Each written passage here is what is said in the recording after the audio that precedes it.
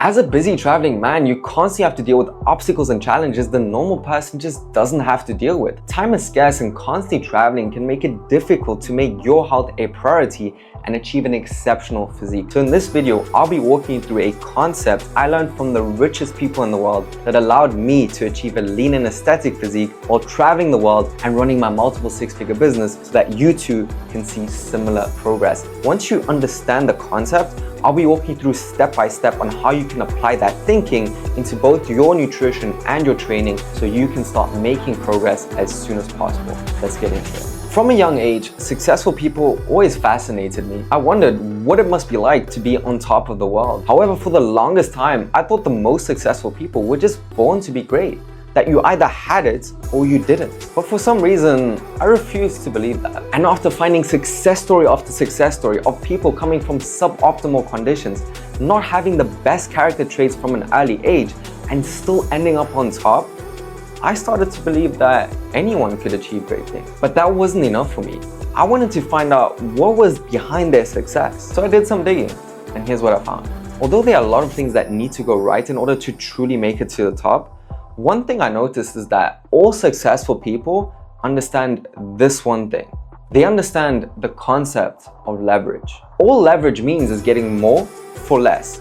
It's the difference between what you put in and what you get out. Since we all have 24 hours and we can't get more time, the most successful people understand how to get more out of the time that they do have. For example, take Warren Buffett, one of the richest people in the world who has a net worth of 135 billion US dollars. He works less than 4 hours a week. How? By investing into billion-dollar companies that are running like Coca-Cola and Apple, then getting a profit share without doing anything. That's leverage, getting more for less. Now the question is, how did I apply that concept into my life to achieve an exceptional physique as a busy traveling man? And how can you do the same? Alright, starting off with the nutrition side of things, the most common problems we face is eating on the go and not having the time to spend hours in the kitchen to prepare meals. When eating on the go, there's a lot of temptation and it can be difficult to make the right choices.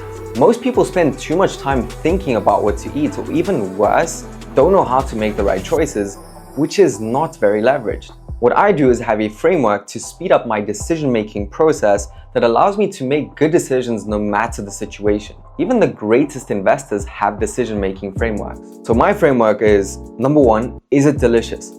Why would I consume something I don't enjoy or is not delicious? Secondly, can I track the calories?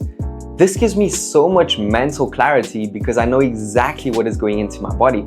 Because if you can determine the inputs, you can determine the outputs, aka the best shape of your life. It's like saving money. If you wanted to save money, wouldn't it make sense to track your finances to know exactly what is going into your bank account? It would, right? Same thing applies to your health and fitness. If you want to guarantee success, track your calories. And finally, does it have a good calorie to protein ratio? All you do is you take the number of calories divided by the grams of protein. The lower the number, the better. As a general guide, below 20 is pretty good, and this easily helps me hit my protein goal for the day. For example, when I was traveling the other day, I was at the airport and I was presented with a bunch of options. I decided to go with a cheese and steak Subway. It's delicious. I could track it since the calories were on the menu, and it has a good calorie to protein ratio. The second reality is that you simply won't have the time to spend hours in the kitchen preparing meals. This is where it's key to know what foods to choose that are easy to prepare, high in protein, satiating, nutritious, and of course, delicious. A great example is Greek yogurt. It's delicious, it's filling, it's high in protein, and it's nutritious. To make it more interesting, what I like adding is frozen blueberries or some type of cereal. And the best part is it's super leveraged because it takes like 2 minutes to put together.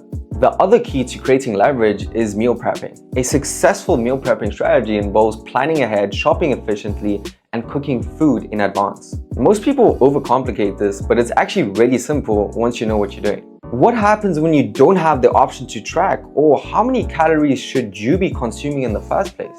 This video would simply be too long if I had to go into all the details. There's literally so much to unpack. I do have this free document going over all the details on how to go about your nutrition as a busy traveling man. I honestly feel like it's better than most programs out there. So if you want to, just DM me the word food on Instagram and I'll send it over to you. The biggest struggles when trying to get in a good workout on the go is first of all time, but then also having to deal with hotel gyms that barely have all the equipment, and then sometimes you're just stuck in a hotel room. What do you do in these situations? What definitely won't work for you is following a 2-hour workout plan from some bodybuilder who lives in the gym and has access to all the best machines. What you need is back to leverage an approach that can get you the best results with the minimal time you have available. So the question is, what's the least amount of time you can spend in the gym while still maximizing results? Most people do way more than necessary, as I did too for the longest time. A 2021 study published by the National Library of Medicine showed that the optimal range for most trainees seems to be about 12 to 20 working sets, meaning when you take your muscles to or close to failure per muscle per week. That is still a very wide range, and where exactly you fall into depends on your exercise selection, your training experience, your recovery, your genetics, and your intensity. However, as much as the evidence suggests that 10 plus sets per muscle per week will get you the most gains, the correlation between more volume and more gains is not linear. In fact, as this 2017 study by Dr. Brad Schoenfeld shows, that the volume and gains relationship is more gradual or graded, meaning every additional set only gets you marginal returns until at a certain point it can lead to recovery issues, which is 20 sets for most. But here's what's crazy. According to a similar study, doing 5 to 9 sets per muscle per week can get you on average about 80% of the gains, and less than 5, more than 60%. There was even a study published where just 3 weekly sets resulted in building muscle for trained individuals. Now, what does this tell you? This tells you that you can be spending way less time in the gym to still see really great results. That's pretty cool, right? But how much time exactly? With doing 10 or less sets per muscle per week, that easily fits into a 3-day routine of 45-minute sessions. What I like doing, and most of my clients do, is follow a 3-day full body split. This is because along with volume, frequency, so how often you train a muscle group, matters too. According to a 2016 study, training twice per week has shown to maximize growth as opposed to training once. And with a full body split, you'll be targeting your muscle group at least twice a week, even if you miss a training session due to a busy week.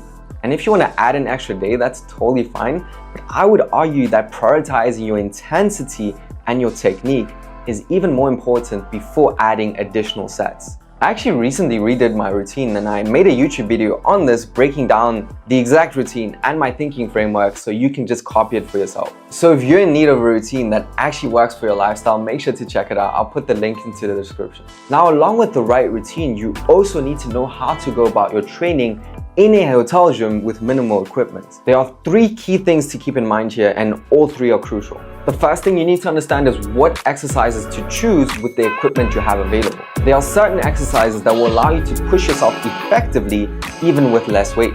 A great example is the Bulgarian split squats. You really don't need much weight to push yourself and make your legs burn.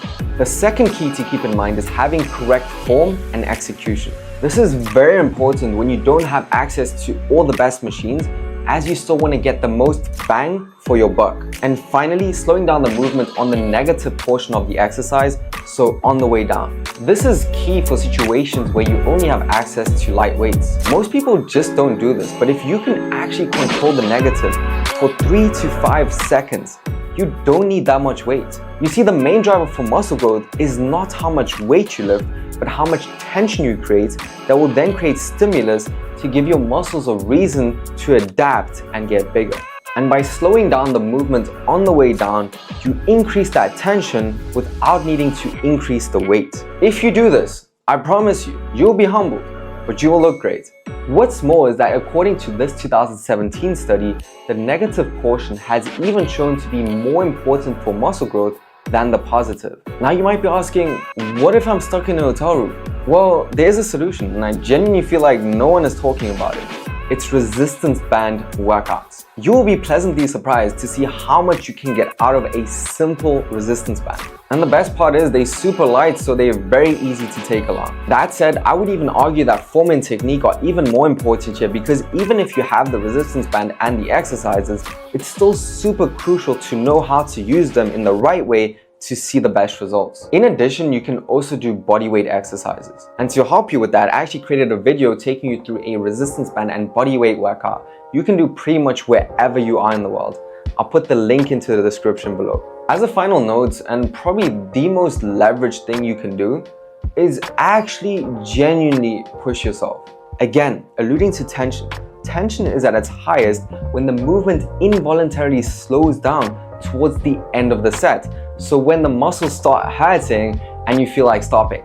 Now, to maximize tension and to maximize muscle growth as a result, you want to get as many of those reps in as possible. Because if you don't create enough tension, you won't give your muscles a reason to adapt, and so they won't. Now, you might be wondering, what about cardio? This might surprise you, but cardio is not required to get into the best shape of your life. I mean, I got stage ready for a bodybuilding competition without doing any vigorous cardio. Along with that, it's just not leveraged. You save more time by just eating a little bit less and not doing any cardio. Plus, out of my own experience, I've just found it easier to stick to the meal plan when I don't do cardio because I just don't feel as hungry. For me personally, it's just easier to say no to a little more food than go into the treadmill for an hour. Now, of course, if you have the time and you don't mind it, of course you can include it into your routine.